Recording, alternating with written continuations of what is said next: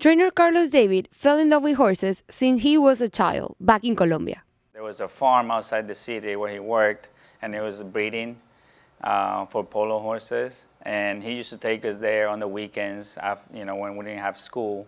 So we used to take two buses outside the city and like walk into this farm, which was like 2 miles away.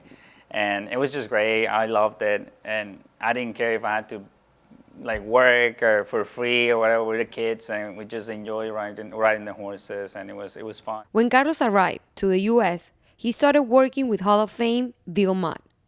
To me, when I came and I was a teenager, I didn't know who Billy Mudd was, so it was kind of just a job. I went from being hot walker to groom, and and I talked to Billy Mudd briefly, because I was just hot walker and groom, and he's Hall of Famer. He had a big barn, and he had horses everywhere. But you knew where his main rider was our uncle. So, he went to all the family parties and everything. He knows me since I was 15, so, I look up to him a lot. Winning the Golden Shaheen was a bittersweet moment for Carlos. For any trainer, I think going to Dubai is like one of their main goals. That and being in the Triple Crown or being in the Kentucky Derby.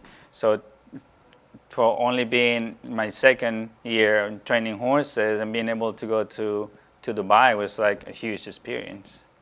So it was bittersweet at the end because you want to win the race, and you want your horse to run good. I mean, you don't even think about winning the race, because it's a tough race. But when you see your horse winning, crossing the wire first, and just the happiest I've ever been, I think, and crying, and 2 seconds after, not even, the horse breaks down, and it's so horrible. Today, he has a new dream called Lynx.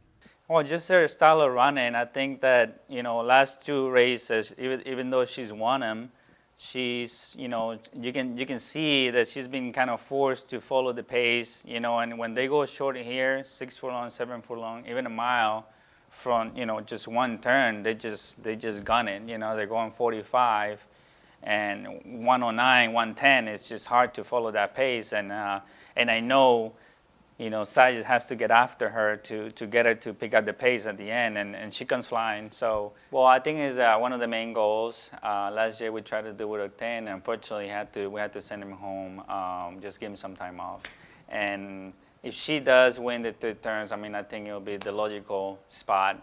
So yeah, definitely we'll be talking to Brian and the connections to see if that's the route they want to take. Arendelle Farm has played a huge part on his journey as a trainer. I'm very grateful because it has taken my barn to another level. And here in Florida, I mean, last year I won the leading Florida Sire leading trainer by earnings, and that was amazing. I mean, I owe it all to them and my team. Really grateful that and really happy that I've been lucky more than anything to have back-to-back winners in the Florida Sire Stakes. So hopefully this blessing keep going for many years.